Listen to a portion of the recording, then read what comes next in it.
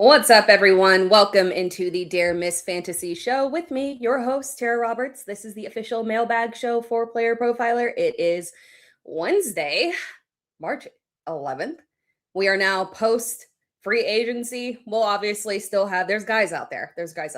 We can speculate on spots on some of the guys that haven't been hired, but have not been signed. But for the most part, all of our big names in general were taken care of that we were expecting to switch locations. So now I figured this was the perfect time to do a little recap, a little general show talking about everyone. I am going to drop individual positional videos on my YouTube channel, but we'll just use this as the overall catch-all. Drop any questions or anything that you want covered in particular. We'll talk about everything in terms of how this is all shaking out because we got major changes on the fantasy landscape here. So this is going to be super fun. We'll go through it all. Sorry, I'm adjusting. There's something weird that happened, unfortunately, with like the Twitter audience. So I don't think that Twitter audience is here. Unfortunately, it's just the YouTube audience, but that's okay. And the podcast audience is also will be here once you guys listen to this after we are live. But I'll go ahead and dive in because my God, we got a ton to cover here. And again, if you have anyone in particular that you want to go ahead and get covered, just in case we run out of time or anything, because it's quite the list, drop them in the comments. We can do a non-free agent or non-fantasy. Well, I mean, it is fantasy relevant for IDP in general defenses and special teams as well. But let's start off with just like general controversy real quick, touch on the hilarity of the Max Crosby situation. That was something really special. Can't say that that is something that I expected in terms of the Ravens revoking that trade there. Dramatically, it's not going to cause a whole bunch of issues for us from a fantasy perspective in terms of, guys that the Raiders sign because they've got enough cap space. It's not an issue or anything. So they're not going to make any adjustments.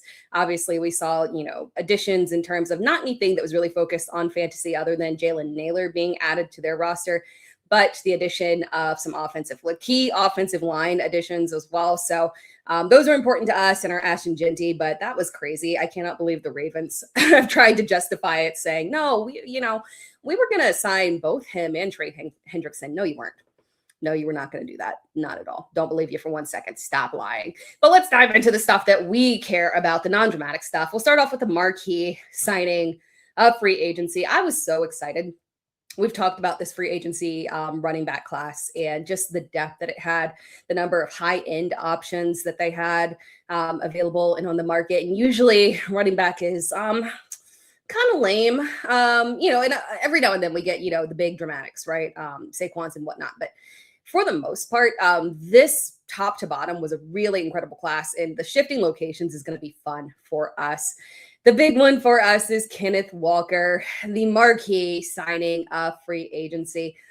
We knew that Kenneth Walker would be the top dog on the market since Breece Hall is unfortunately being held hostage there by the Jets, making Kenneth Walker by far the target that everyone was trying to get. I know that people have their feelings about Kenneth Walker. I've seen a lot of, I'm chronically online, so I see a lot of the criticisms regarding Kenneth Walker and the fact that, hey, he's just a, between the 20s guy. They didn't use him inside the 20, no red zone threat. Well, that was a choice. We act as if we have not seen Kenneth Walker utilized in a higher capacity, as if he's never gotten goal line touches, as if we've never seen him get 7-8 touchdowns in a season on the ground before. So we know that he is a 3-down back. You can criticize blocking, but at the end of the day, when you're that level of a talent, that dynamic of an athlete, and you can, make things happen after the catch as well, you're going to be utilized as a 3-down running back there.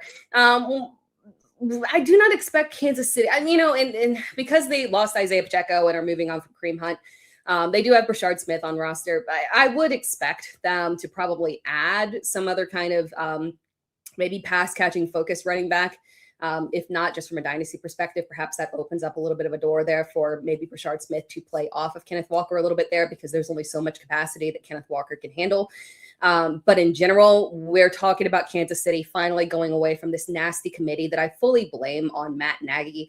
That's another aspect, in case you were having any kind of skepticisms about what Kenneth Walker will be able to achieve in this offense, and looking at the past couple of years and saying the run game has been ineffective. I do believe a lot of that had to do with Matt Nagy and his choices, unfortunately. And there's only so much choices that he has, right? Obviously, Andy Reid is really the offensive vision. But at the end of the day, the offensive coordinator is the offensive coordinator, right? And we saw the backfield be far more effective under Eric Bieniemy. He is back now. Thank goodness Matt Nagy is gone. We'll talk about Matt Nagy later, I assume, if we make it to talking about the Giants, whose offensive coordinator is now Matt Nagy, for reasons unbeknownst to me. But we will definitely talk about that, because we want to talk about, if we get two tight ends, obviously we want to talk about Isaiah Likely for sure and Matt Nagy. But when we're looking at this Kansas City run game here, it should have improvement under Eric Bieniemy. It'll be interesting what they do at offensive line, because obviously they've been making shifts there as well. But overall, this is a great opportunity. Some mild concerns that we don't want to raise it too high in terms of Kenneth Walker's ADP. Obviously, it's going to shoot up significantly. But some mild concerns to not like massively overreact to this is that we do have to remember that one, Patrick Mahomes will be coming off of a very serious injury. It's Patrick Mahomes, so we would expect him to be ready at the beginning of the season, but we'll have to pay attention to that timeline. But when Patrick Mahomes is healthy, and particularly last year, and it's not been as dramatic in years before, but really he has always enjoyed, been one of the quarterbacks that would be in the top 12 of, most fantasy points inside the 20. Right? He likes to call his own number, whether that is through the air via touchdown passes or running. He likes the ball in his hands and to be able to be the decision maker inside the red zone. So that does take away some of that natural opportunities for running backs in general. Last year in particular, he was the third highest quarterback in average fantasy points per game in the red zone. But I would assume they want to get away from that. The way that he was calling his number, the increased running, it was a little aggressive, and especially coming off of an injury. I would expect it to be a little bit more balanced there, so that will benefit Kenneth Walker. But we just got to keep in mind that Patrick Mahomes loves to throw, especially inside the 20 there. So just something to keep in mind there. But overall, we're feeling really, really good about this situation for sure. Jumping into the comments here real quick. From Brad James. Oh, thank you. Have always loved seeing you pop up on other shows. Awesome you doing your own thing and providing great analysis. I appreciate that so much, Brad. Really, really, really do. Shout out to Brian.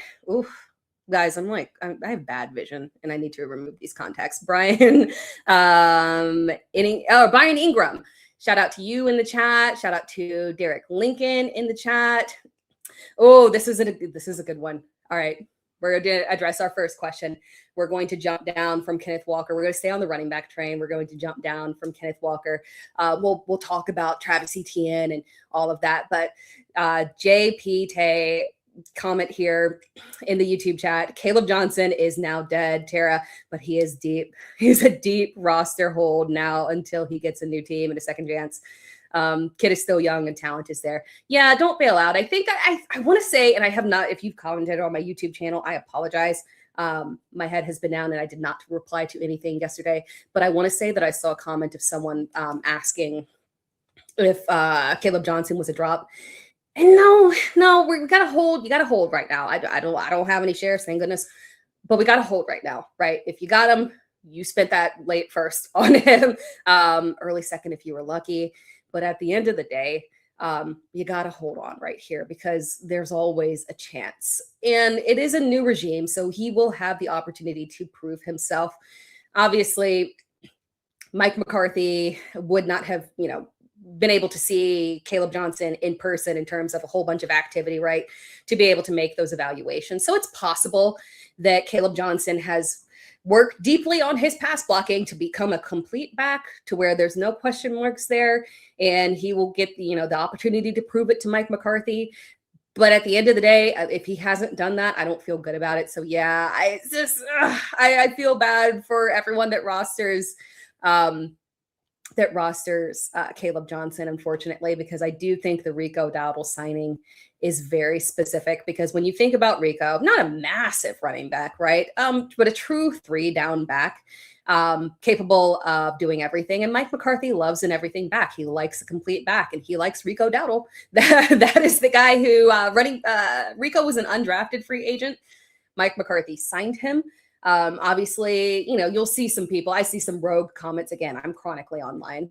If you see me looking off into the corner on the YouTube audience, I am occasionally looking at the ACC tournament where Cal is getting beat significantly by FSU. I do NCAA betting, and this game is critical to me. So, and plus we're heading into March Madness, so I'm sure you guys are all peeping and getting ready for that, because who doesn't love March Madness? Even if you haven't been paying attention to college basketball all year, you got to jump in there and get some brackets. But back to Pittsburgh there. Mike McCarthy, I've seen a couple, comments online saying it took him so long to, acknowledge that Rico Dowdle was the better back over Zeke. Well, yeah, but once he did, Mike McCarthy was very pleased with Rico Dowdle.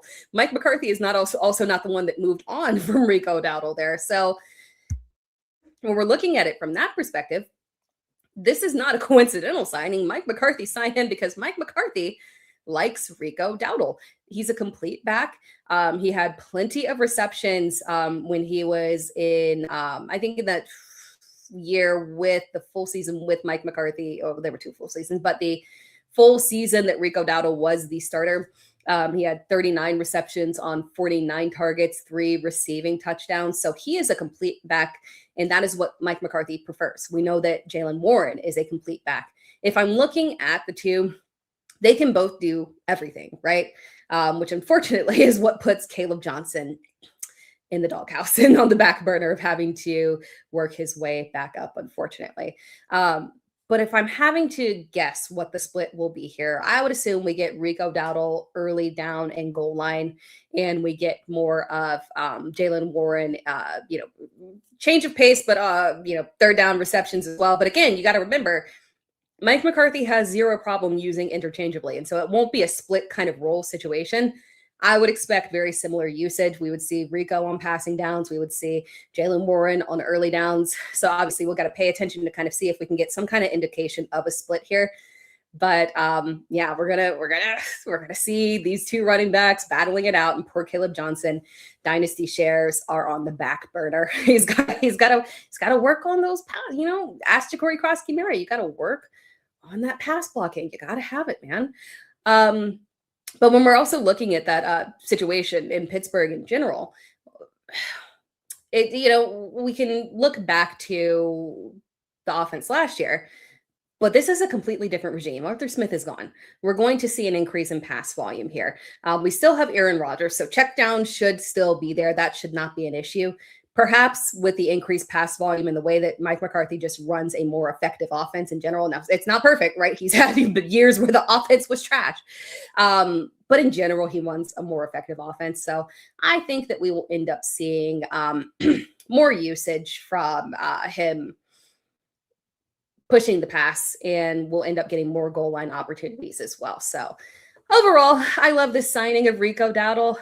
It's fun, on the Pittsburgh train there as well. Not a free agency signing situation, but obviously free prior to free agency, Pittsburgh moved on. We'll stay on the Pittsburgh track here real quick. And then we'll double back, and we got to talk about Michael Pittman. My God, we've got just a whole new regime and whole new team here in Pittsburgh to hopefully get Aaron Rodgers back so they don't have to mess around with rookie situations or second year trying to figure out if Will Howard's going to work or not. But also looking at Pittsburgh real quick, touching on Jonnu Smith getting let go. One thing that I did want to say is that just keep your eye and keep your hopes up for Pat Freiermuth. The thing about Mike McCarthy is that it's usually one tight end that he is focused on. With obviously there's Darnell Washington there who can catch, but more of a blocker there. So perhaps we finally see, now that we've got no Jonnu Smith, a clear path for Pat Freiermuth to at least be the clear tight end one there with no competition. So just something to keep your eye on there. We'll talk about Michael Pittman there as well when we touch on Alec Pierce, but I want to jump back to the comments here. From Brad James, realistically, can Walker get 12 touchdowns in this offense? If I was going over under, I would go under, but I feel good about the yardage. 12 might be a little aggressive. Well, if we're talking on the ground, if we're talking only on the ground, if we were adding in receiving touchdowns, then I can get on board with going over on 12. But in terms of rushing touchdowns, I think we'll be below that. Between 8 to 10, probably a more appropriate area. But at the end of the day, we're going to have the, a little bit of receiving upside. We'll also have plenty of yardage and opportunities. Really, this is going to open things up. One also fantastic thing about Kenneth Walker going to Kansas City is that Seattle, obviously, when defenses were facing them, they were stacking the box, right? Because they're trying to stop the run. Sam Darnold is a competent quarterback, no issue, no insult to them. But you don't have to, and he can run, whatever, but not the same level of threat that Patrick Mahomes is. You can't do a stack box against Patrick Mahomes. So this is going to open things up for Kenneth Walker, and you give him any space. Yeah, forget about it. We could be looking at significant yardage, touchdown opportunities. He might have to have some breakaway touchdowns there, but I feel good about 8 as a bare minimum. I feel like 12 would be more of the ceiling situation. From Derek Lincoln, how do you think Romeo Doubs does in New England? I'm excited about this one, guys. I have one dynasty team that has Romeo Doubs, and I'm thrilled because I was worried. It was one of those things that could have gone either way in terms of signing locations because, Romeo Doubs and perception and whatnot. But it has Romeo Doubs, Isaiah Likely, David Montgomery. So I cleaned up in terms of guys getting additional opportunities elsewhere. So I'm thrilled. In general, it was a really good dynasty free agency for me on several teams there. You guys can comment as well how things worked out for you, if you got screwed by any of the changes or if everything kind of worked out in general. I had one team with both Michael Pittman and Alec Pierce. Getting them separated is good. Kind of wish it was a team other than Pittsburgh, but again, we'll talk about that. There might be some optimism there. But Romeo Doubs in New England, for as underwhelming of a season it kind of felt like from Stephon Diggs, just because it wasn't really the normal Stephon Diggs season. He was 9th, I believe, in overall receptions at receiver. So volume was there. He just didn't particularly do anything with it. Yards after the catch is not a major issue for Romeo Doubs. I do feel like at this point, young Stephon Diggs, obviously more talented, but at this point in the career, you want to put your money on one of them. Yeah, I think Romeo Doubs can be an upgrade and capitalize on lost fantasy points than opportunities that Stephon Diggs could have had in that offense. Drake May, fantastic, highly efficient. I feel really good of all the landing spots that we could have gotten. Obviously, we do need to escape the draft still, but looking at, where they're picking and just the evaluation of wide receiver class in general and the disappointment that we had from a lot of those guys that were slated to go late, kind of in that borderline, like late first round, early second, just kind of underwhelming, unfortunately, or looking a little sketchy at the combine. If they add someone, I would assume it would be more of a round 3 or 2 kind of add for them. So it's very possible that Romeo Doubs could realistically, move past the draft, escape that, and be the target leader for Drake May this season. And this was my number 1 landing spot. I just assumed that we would get a bigger splash. I thought they would try and force a trade for, a high-end option. But at the end of the day, I love this. I think he's very reliable. He should mesh very well with Drake May. Drake May loves highly reliable receivers. So then arguably Romeo Doubs was probably, and Matthew Golden did end up being exactly what we thought in terms of very solid with having great hands, but consistently the most reliable receiver for Green Bay was Romeo Doubs. So he should fit very well here. So I'm excited to see this. I'm excited that we could maybe finally get a Romeo Doubs breakout season.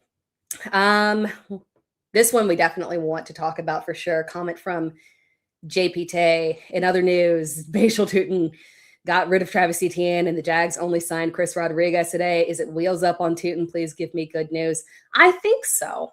And I do want us to be the one thing that I want to look out for, because I was actually just looking at this, right? We know exactly what Chris Rodriguez is. Goal line back, touchdowns, right?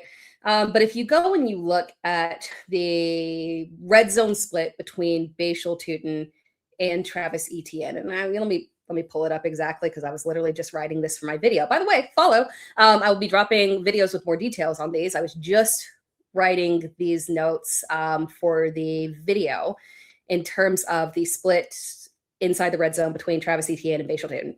Bashal Tootin had 23 attempts inside the red zone and produced 4 touchdowns on that. All 4 of those touchdowns, very important for us to note, this is critical. All 4 of those touchdowns that he had inside the red zone were inside the 5. Compared to Travis Etienne, who had 2 touchdowns inside the 5, I believe. So he had better success rate than Travis Etienne inside the 5. He also had 2 touchdowns in the red zone that produced 2 receptions in the red zone that produced 2 touchdowns as well. So while Chris Rodriguez is the more of the clear goal line back there, I would not put it past them to have Rodriguez more as the backup. And it's possible that we could get 3-down usage out of Bashal Tutin. The one thing that we have to watch out for is, I think, maybe not Chris Rodriguez, but watching out to see if on day 2 of the draft, if the Jags target a receiving back specifically. Because while Bashal Tutin can catch, that's not an issue. Pass blocking, right? And that preference there was clearly towards Travis Etienne. There weren't a lot of receptions for Bashal Tutin. So while it's a capability, I don't know if that trust is there. So we will find out in the draft. So right now we're feeling super good about it. I do think that he can have that goal line preference over Chris Rodriguez. So I wouldn't panic about that. What we need to watch out for is what they add as a receiving back and if there's going to be competition on that end. But other than that, this will be good. And I feel like although we have a lot of cult love for Bashal Tutin, I don't feel like his ADP is going to get gassed up that much. It'll get gassed up, but I don't think it'll be like if I'm it. And this is not going to be updated in real time, and because people are still updating their rankings, and I know I haven't updated mine as well. But the highest I see Bashal Tutin in someone's fantasy rankings right now is at in like Fantasy Pros ECR is RB20 or RB 18. That's not that bad, right? That would be basically going behind a guy like, Kyron Williams, Breece Hall, Kyron Williams, Javonte Williams, right in that Travis Etienne area. I would assume Travis Etienne will bounce up as people start to adjust their rankings. But realistically, I mean, he'll probably be gassed up to the area where he's going above Travion Henderson. But I don't think he's going to crack going ahead of guys like Bucky Irving, Kenneth Walker, obviously, Josh Jacobs. So we should be Derrick Henry. We should be good. I think we could get a nice early dead zone ADP for him where we can see some value. So we're feeling good about Bashal Tutin. And then long-term in terms of dynasty, we're feeling good in general when they traded away Tank Bigsby. This is just another sign of confidence here. The fact that they did not make a bigger splash in free agency than Chris Rodriguez. So yeah, we're feeling good about it. We're feeling good about it. Next comment here from Brian Ingram, Chig to the skins. Yeah. I'm excited for that. That was another one that I was just writing up. When we're looking at, unfortunately, if you were holding on to those Ben Sinnott dynasty shares, probably a no-go now, unfortunately. But when we're looking at this offense right as it is right now, there are some guys that are still floating around that could be a wide receiver too, like a Darnell Mooney, perhaps. But at the end of the day, and maybe they decide to make it work with Deebo Samuel and, bring him back. But at the end of the day, right now, it is Terry McLaurin, and they re-signed Treylon Burks because they apparently have some faith in him, and that's fine. He's shown talent when he's on the field, but the problem is he can't be on the field more than like 3 snaps, unfortunately. So when we're looking at that offense and what Zach Ertz did, Zach Ertz was often the second look in this offense and really was a strong red zone target. So if we don't get a high-end wide receiver 2 added, realistically, Chig could be the second look in this offense. We expect to bounce back from Jane Daniels. This is one that's going to be fun to watch here. I do feel very positive about him as well. From leaving 2436, Kyle Williams. Oh my gosh, there's so many Williams. Kyle Williams get a bump or a wide receiver 5. The fact that I don't fear too much that he didn't pop in his rookie year because again, I don't feel like that's unusual. But and he did have a few deep balls here and there where he showed promise. He just couldn't get on the field consistently. I don't think we're getting a big bump from him just because when we're looking at roles that he conflicts with, we still have Kayshon Boutte, and Mac Hollins. So the exit of Stephon Diggs really wouldn't have a massive effect on him. Replacement of Romeo Doubs. Again, not the same player there. So unfortunately, with things staying the same with Mac Hollins and Kayshon Boutte, I don't know that we're going to get that Kyle Williams push. Maybe he has a good camp and is able to compete, but we know one thing: Kayshon Boutte, Drake May loves Kayshon Boutte. Kayshon Boutte was his single most reliable receiver. The catch rate was fantastic. If he needed a big key play, that's who he went to. And we know that Mac Hollins has the love of the coaching staff, and he's fine, right? I'm sure he has the love of Drake May, but I think he has the love of the coaching staff in particular in the role that he plays. So I don't feel the bump there, unfortunately, for Kyle Williams. Derek Lincoln, Derek Lincoln. The only signing I didn't like was Kenneth Gainwell to the Bucks, as I believe this is messing up our Bucky shares. I agree with you 100%. If you got Bucky shares, this was not a good thing. We saw last year the continued usage of multiple running backs in there with Bucky Irving. And it's possible that a fully healthy version of him carried through the offseason and heading into the season feeling good could, get a full 3-down work. But unfortunately, I think, and we do have change at offensive coordinator, obviously, but even before then, I kind of think that we still get this kind of split concept, and Kenneth Gainwell in particular going there. Gainwell is an upgrade on Rachaad White. It is like, fight me on that one. I'm a Kenneth Gainwell truther. This was, a pretty decent landing spot for him. He has a very clear skill set in terms of, and he's, can really be 3-down back capabilities, right? He can do groundwork as well, but the receiving skill set is so excellent for him. He's a converted wide receiver from college. Literally, this is his specialty. So sadly, I do think fantastic blocker as well. Again, there, key for the running backs.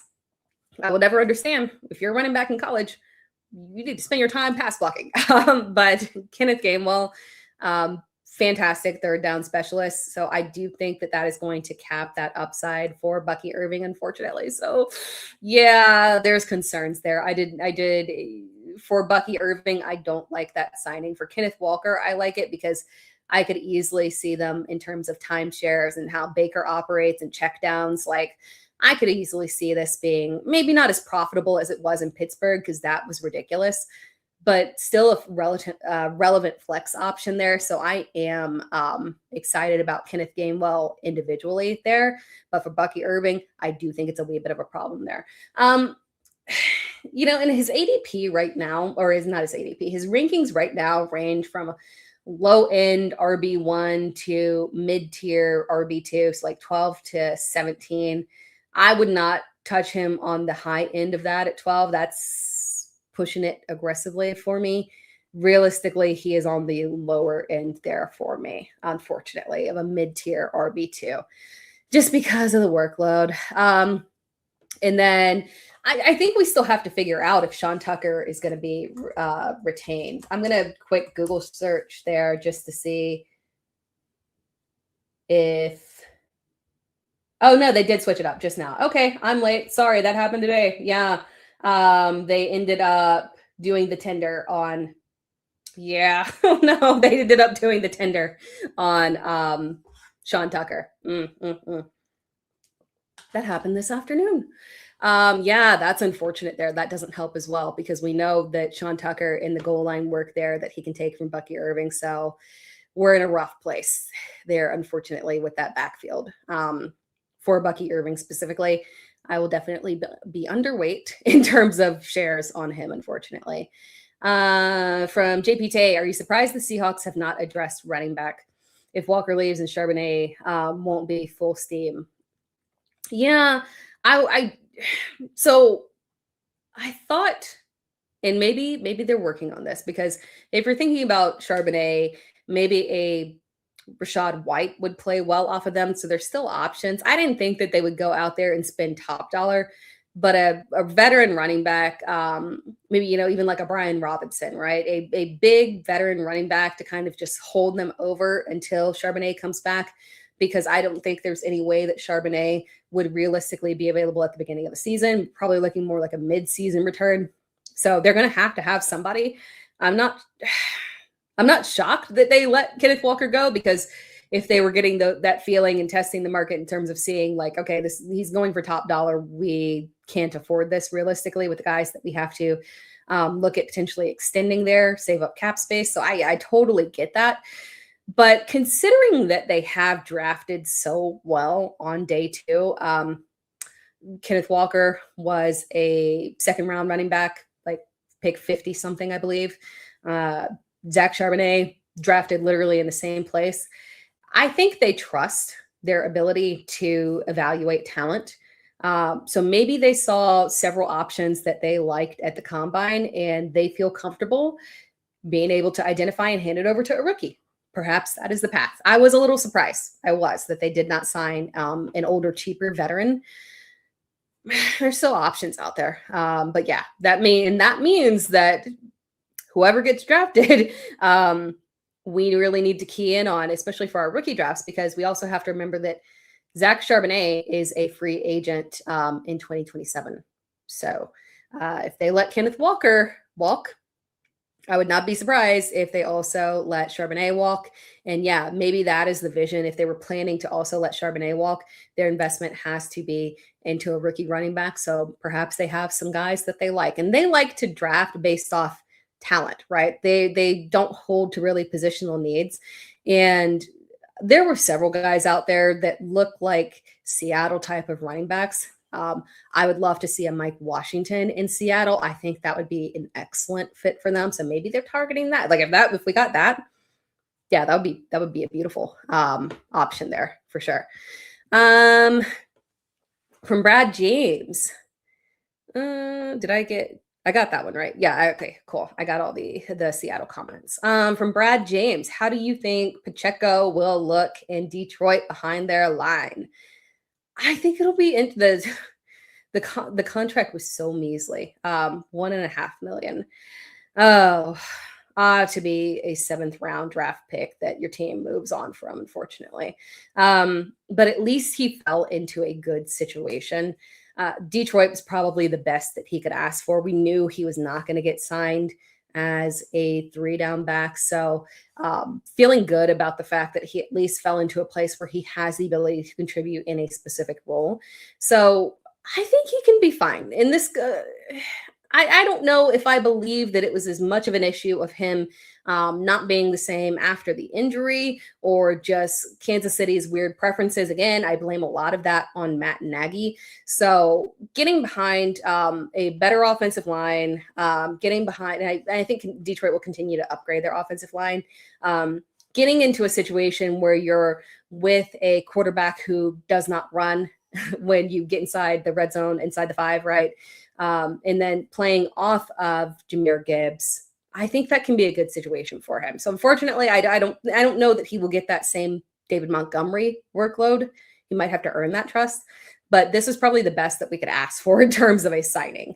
Let's do one more question, and then we'll take a short break here. Oh yeah, from leaving, thoughts on the Mason Crosby no trade.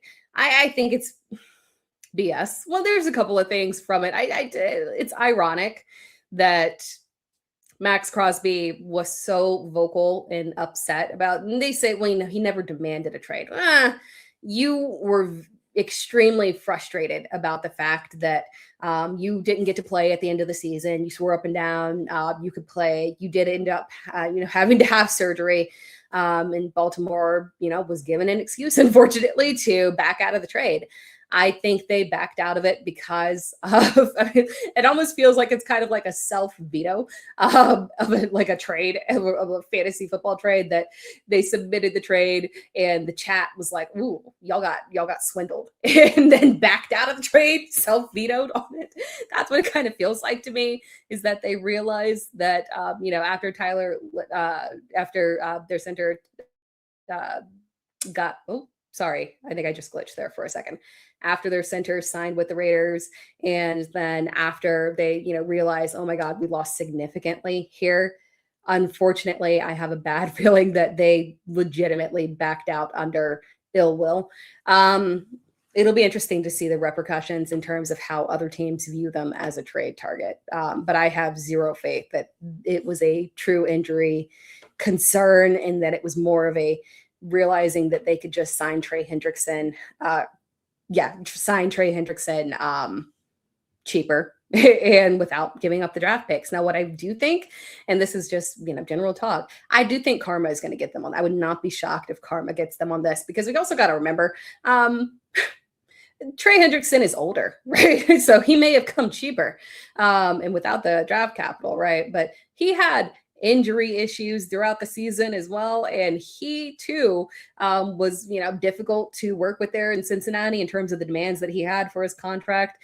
And at the end of the day, he is over 30 years old. But hey, I'm going to take a quick break right here, a quick little commercial break for you guys.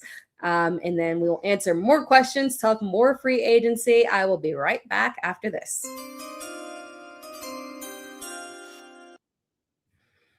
All right. If you play in Dynasty, you need Dynasty Deluxe, our premium package for Dynasty Leaguers. We rank over 300 players, updated every week, all year long. And there's a win now mode and a rebuild mode with Superflex and tight end premium controls.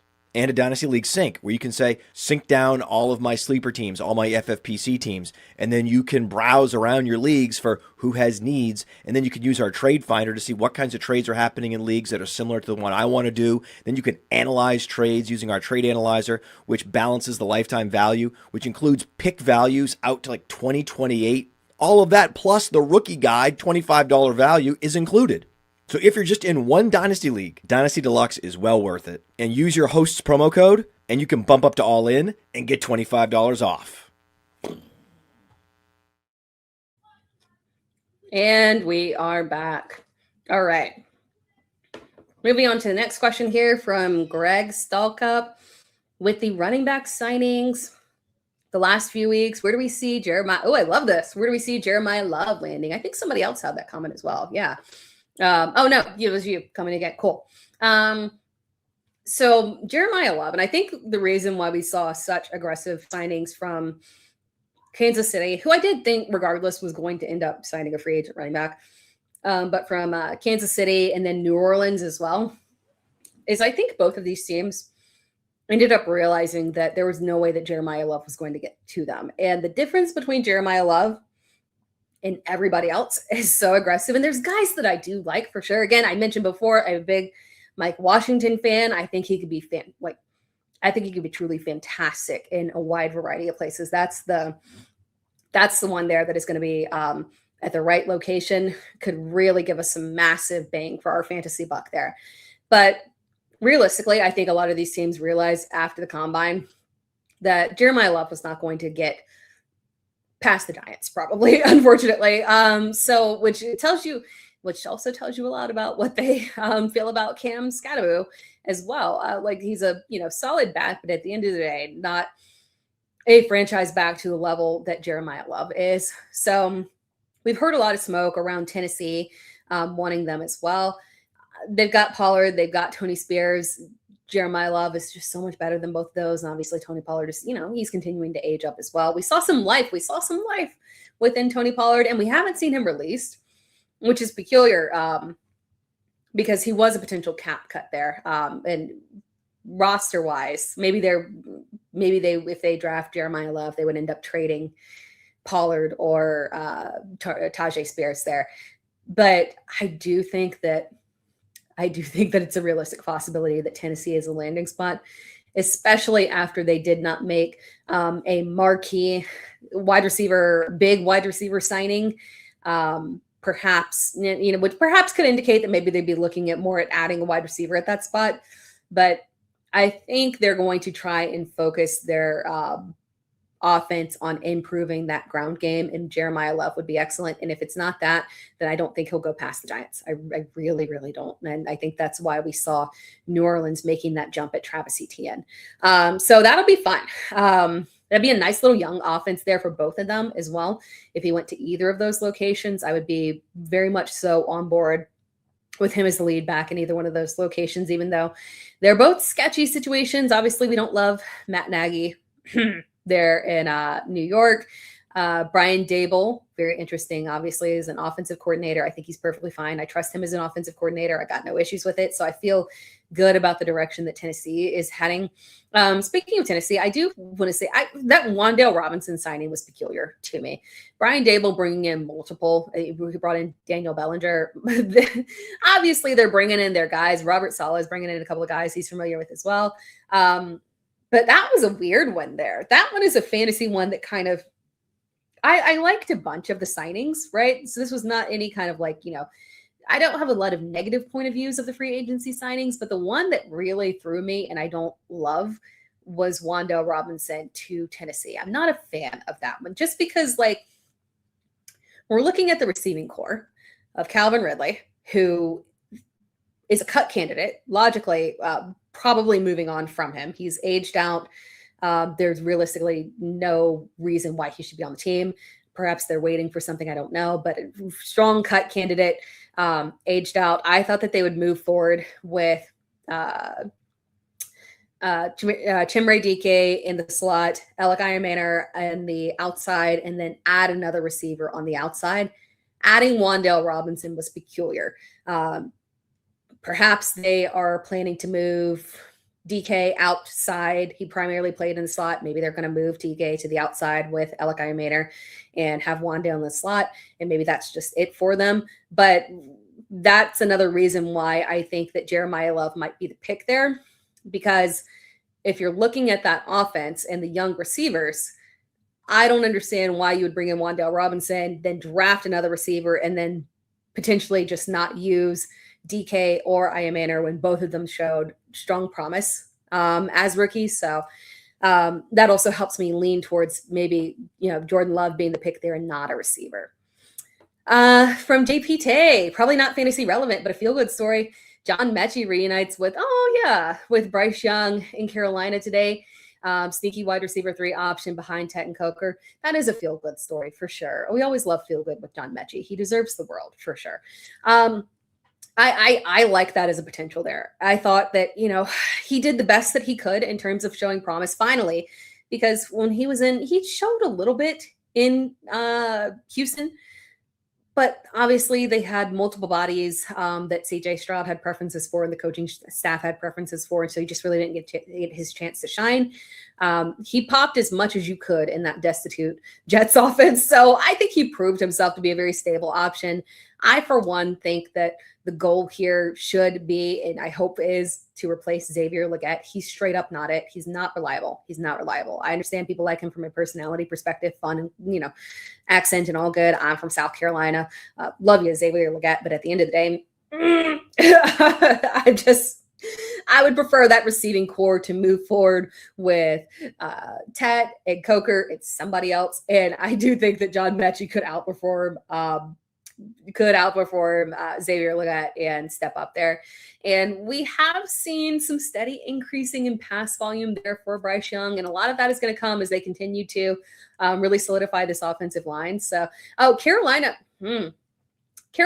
in the not, and this is one that I haven't really thought about there, the not signing another back. And I didn't expect them to make a big splash at running back in free agency, but obviously we're looking at, Chuba Hubbard, who lost his job, but then regained his job back, kind of, sort of. Then we've also got Jonathan Brooks on roster. Maybe he can come back and be healthy and finally, play a game. That would be cool. But that one's one to watch there. Perhaps they draft a day 2 running back to add. And I don't think Travis Etienne is it, really. So perhaps they make an addition there in the draft that we can watch, because they've shown clearly no loyalty to the position. They've replaced starters over and over and over again there. We saw it with Miles Sanders. Rico had about a 2-game run before they said, you know what, let's go back.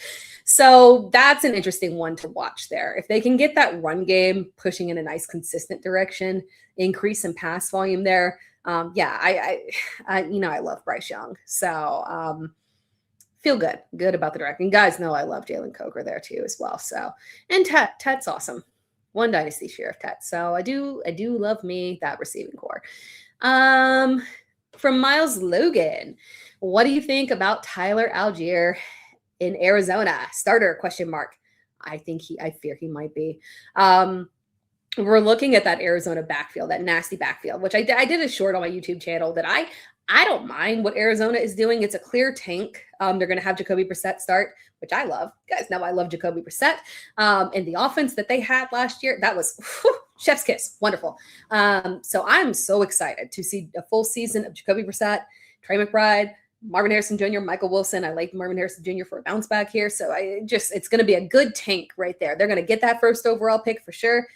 But it's going to be fun for a fantasy process for us to get there because they're just going to be pushing volume and just getting beat like a drum, playing from behind. So that's all good. The backfield I care about because, one, absolutely none of these guys are going to get gassed up in ADP. Perhaps it depends on, what kind of leagues you guys are in. If a lot of your league mates aren't really tapped in, perhaps they see James Conner's name and they think, oh, automatic RB1. We know that's going to, that's not a guarantee there, right? I think that we're looking at a very aged back who got injured very early on and played literally 3 games. And in the 3 games that we saw with him and Trey Benson, it was a committee. So there was not a stranglehold on that backfield. Benson had the receiving work on that end. I don't think they're tied to either one of these guys. Tyler Algier, apples to apples at this point in his career compared to the other running backs at this point in their career, I think he's the better back. So I will back him as the starter there. Hopefully, we can get a nice ADP discount because even if Arizona flat out comes out and says that's going to be our starter, even if they do that, and we've got a new coaching regime, so we can't judge them based off what they did last year in terms of being sketchy about telling us who the starter would be. But even if they don't, outright come out and say it, and even if they do outright come and say it, I don't think we're going to get Tyler Algier's ADP gassed up there. So my money is on Algier just being the better back overall. We've seen him operate as a 3-down back. He put up low-end RB1 numbers for sure when he had that responsibility for that little short period of time. So I trust it. We know he's highly trustworthy at the goal line, pass blocker, totally good, reliable hands, good 3-down back there. So that's where I would place my money for sure. Sadly, I don't think there, maybe there's a chance for Trey Benson. I just think, we'd be holding out to unrealistic optimism there, unfortunately. I don't know that at this point in his career, James Conner can make it through a season, unfortunately. So Algier is our guy for sure. Leading says Titans could still bet on Ridley. Could still bet. Very funny. Titans could still bet on Ridley. Yeah, Ridley is the weirdest case of the oldest. He was such an old rookie, so old. And there's not a lot of mileage on him because he had an injury season where he tore his ACL. Then he had the gambling season where he got suspended. So he really doesn't. If you're looking at, like, you compare him to a Cooper Kupp got work, right? Calvin Ridley, not a ton of utilization right there, but the legs are no longer fresh. They're gone. Yeah, they gotta move on there. From Lending Wells, K9, aka K Trey. If healthy, we'll have over 15 touchdowns. Who else is going to do it? Yeah, I don't think, the only one else is, Patrick Mahomes, depending on how healthy he is.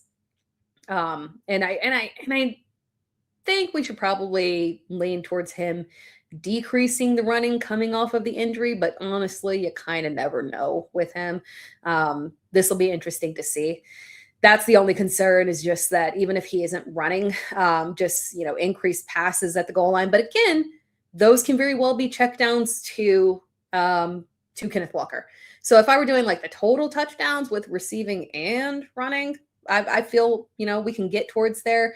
Rushing touchdowns, I don't know. But again, we'll have to see how mobile Patrick Mahomes is. From Leaving. Evans for the 49ers when they could have Dobbs for similar money.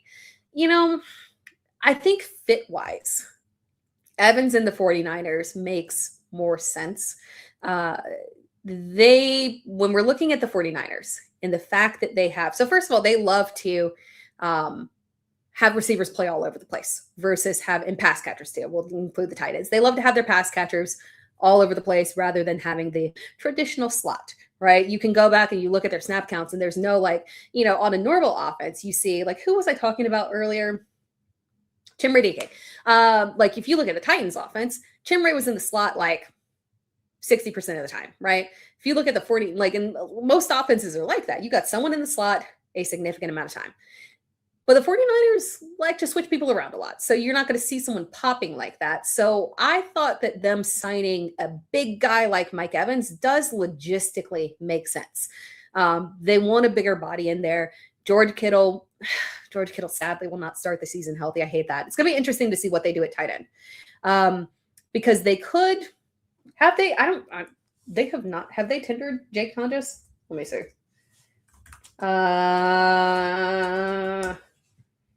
Have they? Last I checked, they had not. Did they? They did. Oh, wait, that just happened. Wait, no. Yeah. Okay, that happened right before the show. Jake Tonjes did get signed to the contract. Cool. They did tender him. Yes? Yeah. Okay. All right, so cool. They tendered Jake Tonjes. Perfect. So, and which also means they still could draft a running. There's such a good location for a one of those young tight end. Oh God, I mean, can you imagine? Kenyon City could make it to them. Yeah, can you imagine Kenyon City? Can you imagine Eli Stowers? Like, there are some good options there for them. But ultimately, I don't know if they'll go that direction because maybe they still believe that Kittle has. Maybe they still have optimism around Kittle. We're all talking about a much older tight end coming off of an Achilles injury. I think they need to go ahead and make their investment into a young tight end. But bringing back Tonjes is a positive, so they don't have to make an aggressive move to draft a rookie tight end. But Evans will help alleviate some of that George Kittle usage because of his size as well. So I think it's a good fit. And if he's out there being a big bully, right, being the Mike Evans big bully that he is, that can open up things for Ricky Pearsall as well to play a role that is more suited to him. So I like the fit for Evans there. Dobbs is cool, right? Obviously, I love Romeo Dobbs. I'm a Packers fan.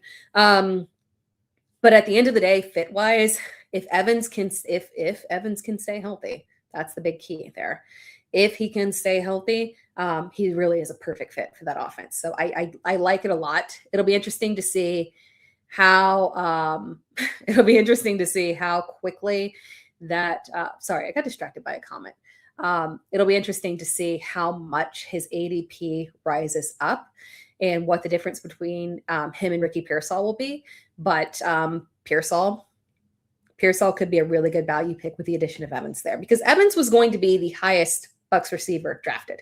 And we saw how he opened up things for Emeka Egbuka before Egbuka had his issues, right? So this is going to be fun.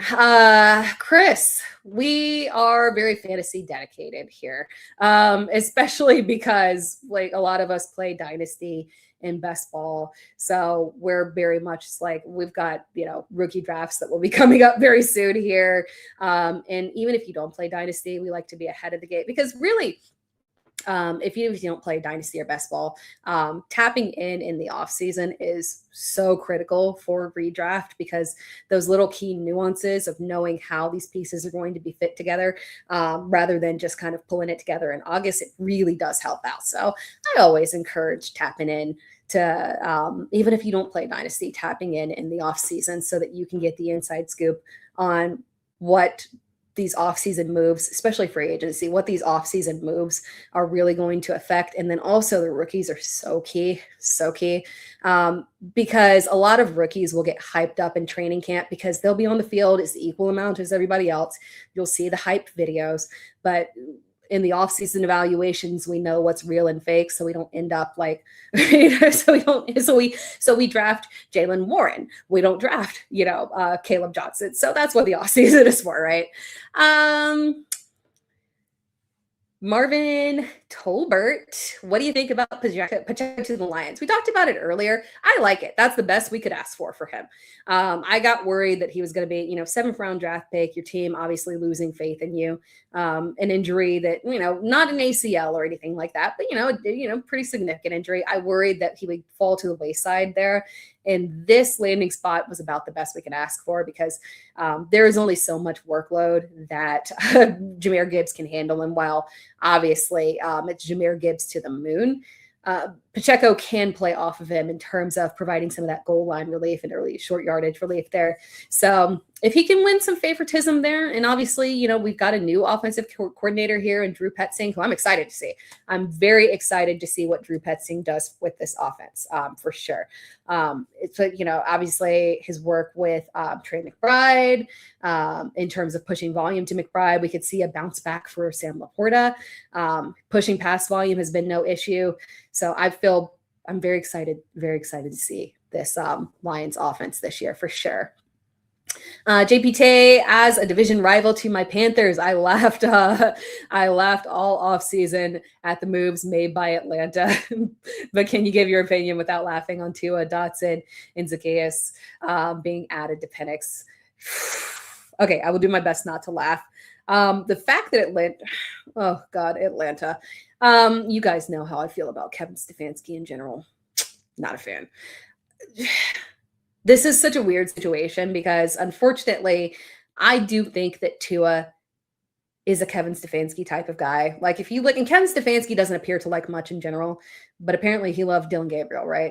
And when you look at Tua in general, I feel like Tua could profile as a Kevin Stefanski kind of guy. So I would not be shocked if we get a quarterback battle here, right? And if I'm talking about a practice field, and Tua Tagovailoa versus Michael Penix, I think Tua would outperform him on a practice field, right? Under pressure, probably about the same. But on a practice field, I think Tua will outperform him. So I would not be shocked if Tua pushes him for the starting job at the very least. Maybe they take, and granted, this is a new regime with no loyalty to Michael Penix. Maybe they take the approach of letting Penix start off the season with a very short leash. And we see Tua at some point when Penix fails. Mind you, the same injury concerns, right? At least, Tua has actually made it through a season, right? Penix has not. So that's one thing to note as well. So I don't want any kind of I could not look at either one of them from even a QB2 perspective. Like in Superflex, I will not be touching Tua. I will not be touching Penix. I'm excited for Jahan Dotson to get an opportunity to be a wide receiver too, right? Because he did look, obviously his time in Washington was not what we wanted it to be. He did look better in Philadelphia. But obviously you're not competing with A.J. Brown and Devontae Smith. So this will be an opportunity for him to step up and solidify as the wide receiver too. All you got to compete with is Olamide Zacchaeus. Okay, not a big deal. But unfortunately, in a Kevin Stefanski offense, because of how tight end heavy he is one, in terms of target share to tight ends, Kevin Stefanski has been consistently as a head coach one of the top of the league. And it doesn't matter who it's been, right? It was Austin Hooper. It was David Njoku. It was Harold Fannin Jr. I mean, Harrison Bryant got a little run in there. There were some others too. He likes tight ends and he will push volume. I think that he is going to be obsessed with Kyle Pitts. I fear for Drake London. He's clear wide receiver 1, right? But if you're talking about an offense where obviously Bijan gets his, and then we'll have, a minimum of 20% target share to Kyle Pitts. That might be undersell. I think that's probably underselling it. I don't want to be I don't want to oversell it, but I got a bad feeling that it's going to be egregious. And so I fear that Drake London might be overdrafted to no fault of his own, just to the fault of Kevin Stefanski. So unfortunately, the wide receiver 2, Jahan Dotson or Olamide Zacchaeus, probably not going to get a lot of burn, and I hate that. I hope he can pull it off and become the clear wide receiver 2, for the sake of a dynasty share or 2. But unfortunately, Kevin Stefanski offense. Oh God, guys, it makes me ill. It makes me ill. I don't have my feelings on that one. Marvin Tolbert, thoughts on David Montgomery to the Texans? We were saved on that one. If Monty had stayed in Detroit, he would have had to take a pay cut, right? But which he's such a nice guy, very agreeable. He might have done that, no problem, right? If Monty had stayed in Detroit, we saw a clear shift in Monty being phased out of the offense and them pushing and prioritizing Gibbs. And I think that's less about, I've seen a couple of comments here saying, oh, Monty's close to retirement. No, they came into the season telling us that they were going to feature Jahmyr Gibbs more. And that is factually what we saw. And it just continued to grow as the season went on. So I don't think, and like, if you look at statistically, there was no Monty losing a step kind of situation. There was no issue there. They just started moving forward with prioritizing Jahmyr Gibbs in the offense, as they should. He's Jahmyr Gibbs, right? So I think we got saved on this one. I feel so happy about David Montgomery going to the Texans. The Texans, for everything we know about them, I knew that they were going to have a new veteran running back. I thought that they were going to make a big splash signing in free agency, but they saw an opportunity, a cheaper opportunity there, and they took it. Well, not cheap, right? They had to pay in terms of draft capital, but they saw an opportunity there to get a more cost-effective option there in David Montgomery, and they took it. I love Woody Marks. And he could, potentially contribute on third downs, but I would not be shocked if this is just the David Montgomery show. We obviously have seen, when Joe Mixon was in Cincinnati, and I don't think I believe that Joe was a little bit, maybe like slightly younger when he was traded to the Texans, but not that much different there. But we had seen what we thought was like, Joe being kind of like, is Joe maybe falling off a little bit in Cincinnati? They had zero problem giving him full workload there. So I expect the same thing with David Montgomery. I would not expect them to make an investment in terms of a day two running back or anything like that. So I feel good about this. I feel good. We'll get let's see. When we look at rankings, I assume it hasn't been, the rankings right now, and this makes sense. And there's some people that haven't updated, but we're checking in around RB 26. That's reasonable. So it'll be a nice low end RB2 option that we know is going to get good run in an offense that will provide goal line opportunities. And we got to see the investments that they make at offensive line. Hopefully they make some big draft investments there for sure. They have to make some big draft investments for sure, but they know that it would be irresponsible for them not to do that. So I assume that we are going to get an improved offensive line there, because how can you move forward with CJ Stroud behind that offensive line, right? So I feel good about this one. I feel good. But again, we need the offensive line to be adjusted there. We'll do some more. Let's see. We'll do some more questions here, and then we'll close things out. Ibuka, wide receiver 1 in Tampa. Yeah, it's possible. Although it's weird. I mean, he was sometimes outperformed by Jalen McMillan there at the end of the season. So, and Tampa Bay, I would not be shocked if they made an investment at wide receiver, but they do like Jalen McMillan. So perhaps they move with Ibuka, Godwin, and McMillan and feel good about rolling with that, especially since they added Kenneth Gainwell as a very strong pass catcher. So he could be the wide receiver 1. It is disturbing how he disappeared in the back half of the season. That was disturbing. We're hoping that we are not seeing some kind of Brian Thomas Jr. thing, be a pop early and then poof, you're gone. But Chris Godwin is clearly, I feel like, and granted, we do have to remember that Godwin was coming off of an injury, coming in mid-season. So kind of looking at Godwin, it's entirely possible that he comes back fresher this year, more removed from his injury, right? Because we had that surprise second surgery in the middle of the season, or finding out like in draft season, he had a second surgery. That was a shock to us. So maybe he comes in fresher, but at the end of the day, he's on the decline, right? So Emeka Ibuka as the wide receiver 1 does make a ton of sense there for sure. Let's see here. Brian Ingram can love fall to 7. I don't think he makes it past the Giants. I think when you look at John Harbaugh and how he was reaping the benefits of a very strong running back, I find it hard to believe that they're going to risk it and chance it with hoping that Cam Scatterbo comes back. So I just don't think he makes it past 5. The second he ran that 4.37, I was like, sold. I appreciate that he got out there at the combine. Shout out to the high end draft picks that got out there and put up numbers at the combine there. Thank you, because it gets very annoying when our top guys aren't actually out there. So I don't think he makes it outside of 5, unfortunately. We have not talked about Travis Etienne. Miles Logan. What about Etienne in New Orleans, though? It's funny. Alvin Kamara put his foot down in terms of swearing up and down he was not leaving. He's might be forced out or forced onto the bench for sure. At the very least, forced onto the bench, probably forced out. Unfortunately, Travis Etienne should be the 3 down back there for sure. They've got younger backs on roster, which should be adequate enough to not justify not having to make an investment into the draft there. Obviously, that was a hefty contract. And, and give props to the Dallas Cowboys for the fact that, seeing Kenneth Walker, $15 million a year, Travis Etienne, $13 million a year,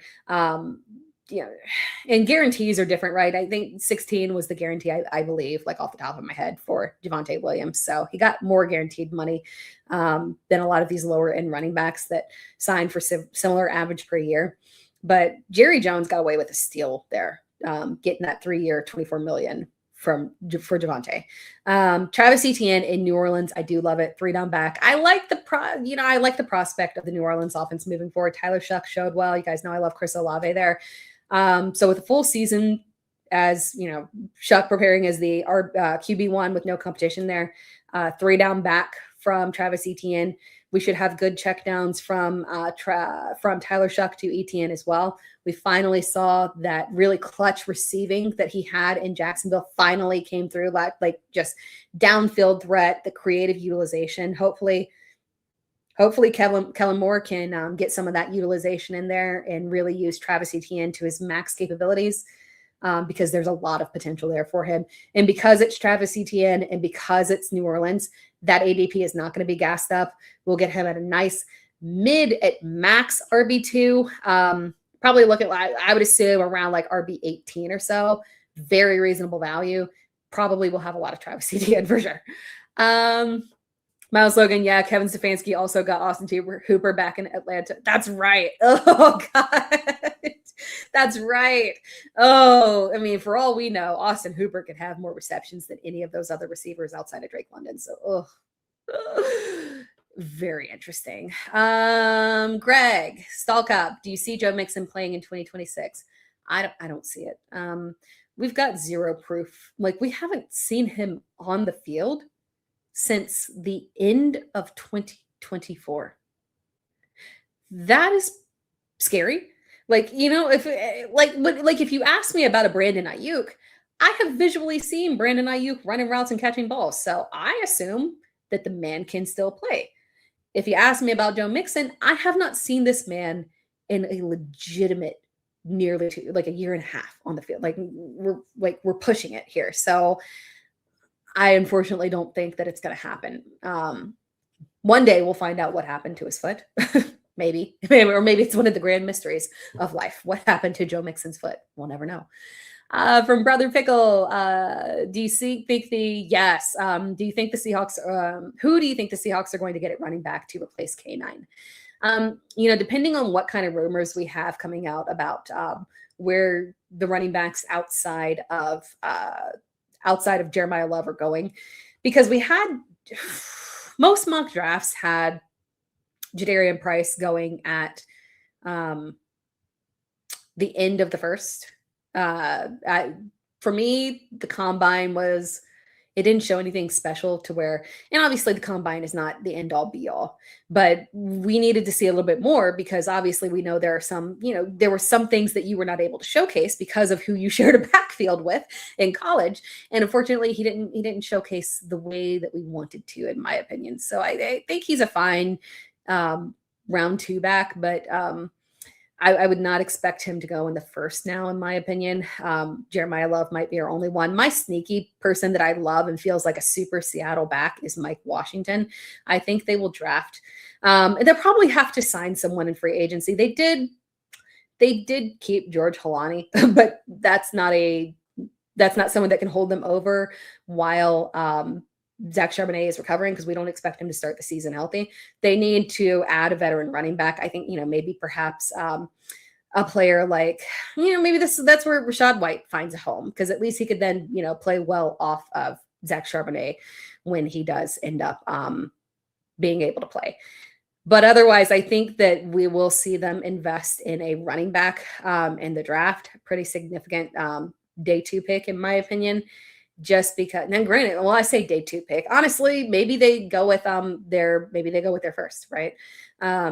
Because that's essentially, close to a day 2 pick. So I would not be shocked if they took a running back there as well. But more so, they like those round 2 running backs. So, and they could always trade up. So yeah, I think we'll need to key in and pay attention to the ones that they draft. That might be our little diamond that's going to pop. From JPT, honest thoughts on the deals handed out to Alec Pierce and Daniel Jones. Yeah, it feels like a lot of investment to unproven guys overall, especially shipping Pittman off. Feels a little odd of a move. They felt very passionately about Alec Pierce, and apparently Alec Pierce felt very passionately about them and Daniel Jones. Daniel Jones apparently was a major reason why he stayed. He turned down better offers from other teams. I don't understand it. But perhaps he built. Now, granted, Daniel Jones was supplying perfect deep balls to him, so I totally get it. They were on point, and he was coming down with them. So I understand why he would have an extreme preference for Daniel Jones. But baby, anyone can throw you a deep ball anywhere else. You trying to tell me that Drake May can't throw you a deep ball? I don't really get that. But Daniel Jones is a likable dude as well. So perhaps he really did love him and just wanted to stay with him.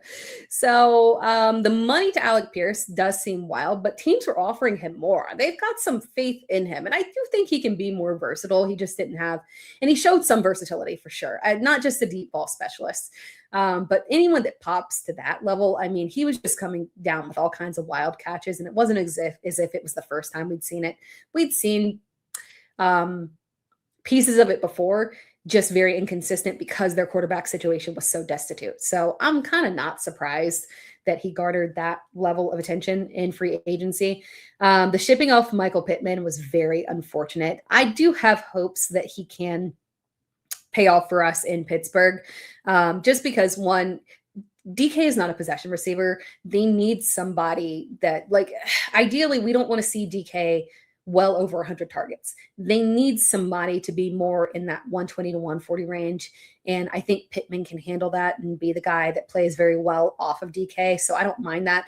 Just the quarterback situation sucks in terms of, we'll get Aaron Rodgers back, but what is the future there, right?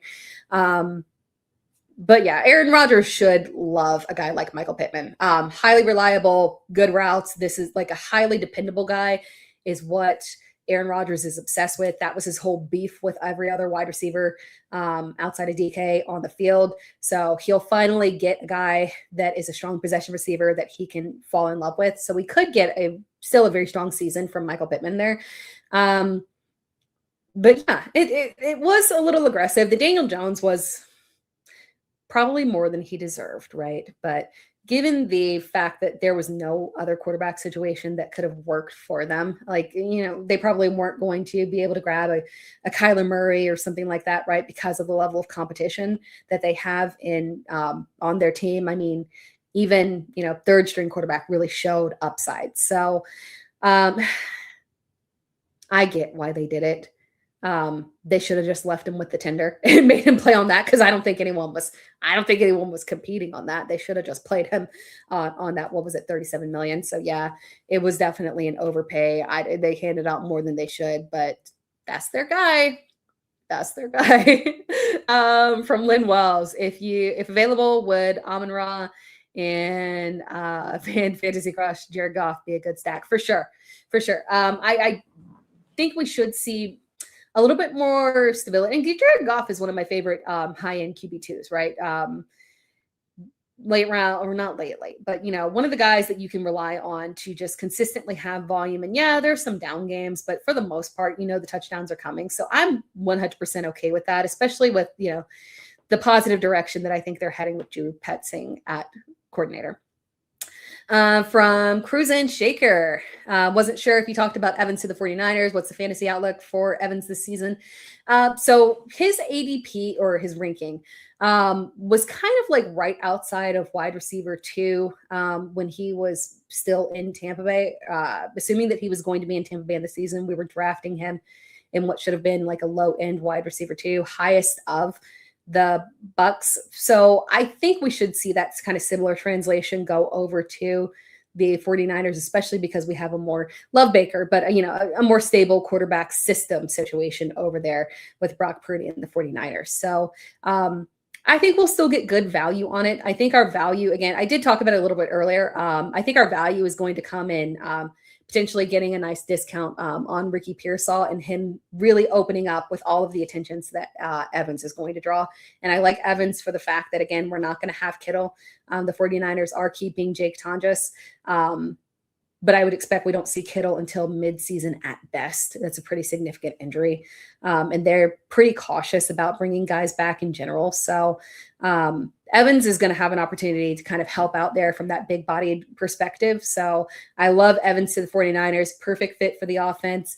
We're drafting him outside of the top 24. We don't want to get like ahead of ourselves. Like if he starts to slip into like top 24 territory, we need to pump the brakes on that because he is older and unfortunately he has not made it through a full season in 2 seasons. So we got to be careful on that. But as a flex option, wide receiver 3, we can feel good about it for sure. So I love it as a fit for sure.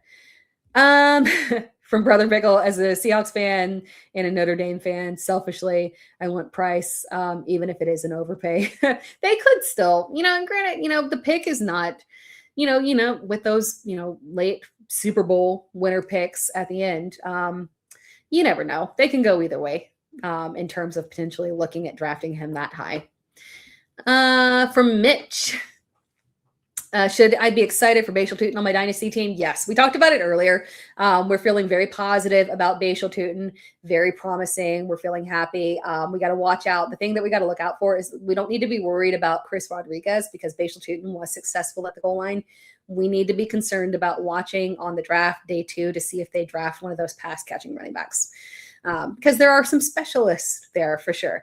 So, if they draft one of those, like a Nicholas Singleton, like, yeah, there's guys that they could draft for sure and play off of Bashal Tutin. But I think our chances of getting Bashal Tutin season, they might be here.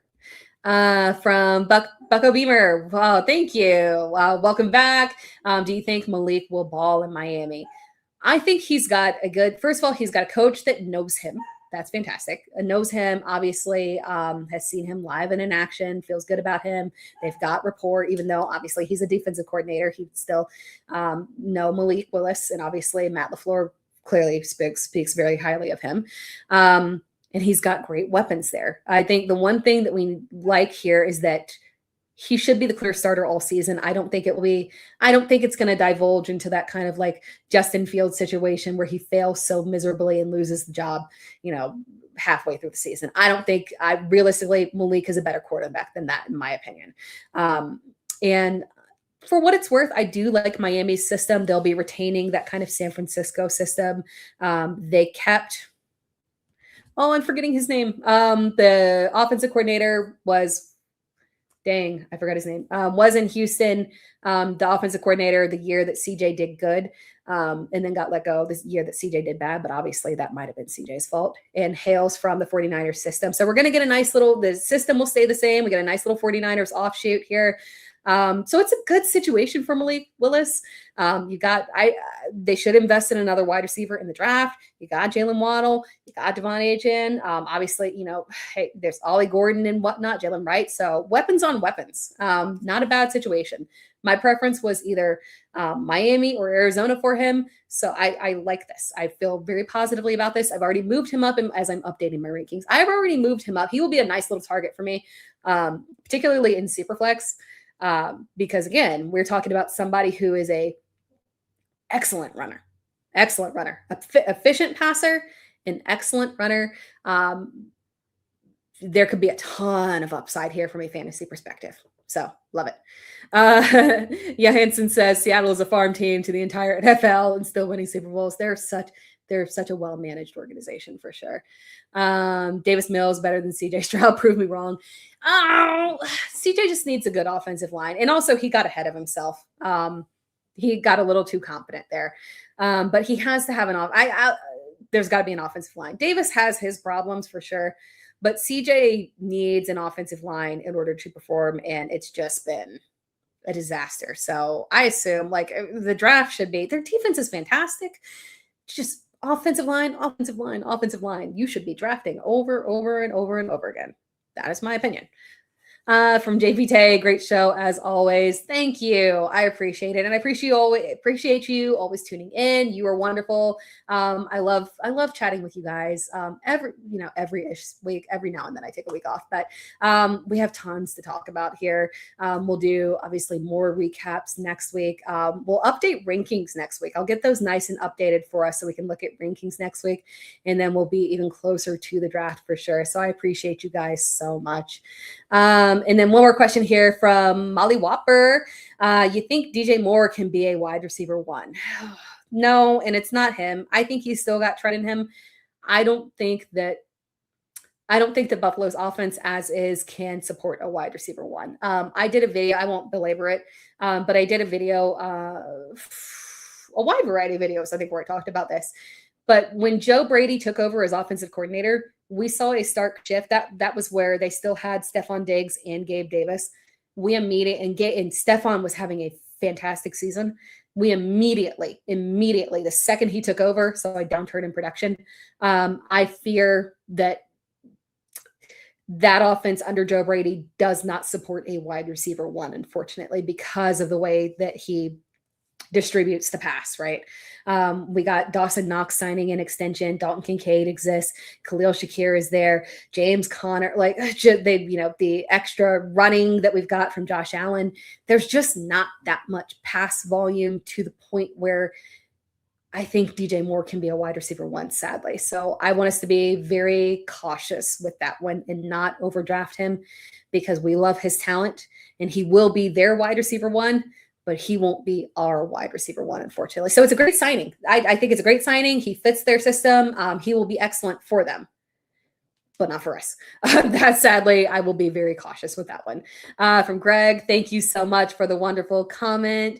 And then from Mitch, thank you for the wonderful comment as well. I appreciate you guys all tuning in.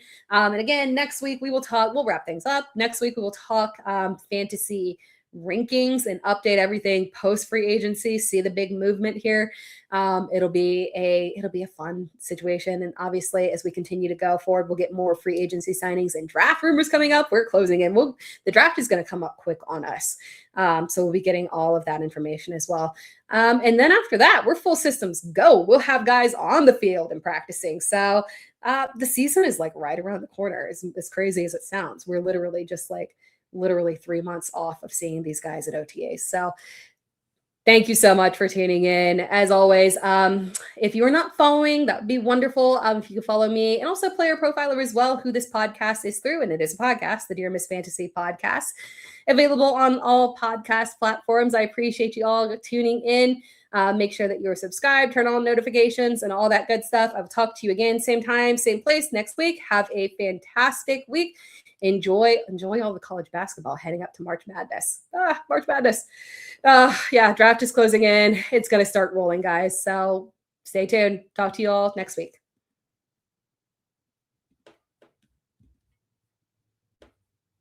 If you play in Dynasty, you need Dynasty Deluxe, our premium package for Dynasty Leaguers. We rank over 300 players, updated every week, all year long. And there's a win now mode and a rebuild mode with Superflex and tight end premium controls.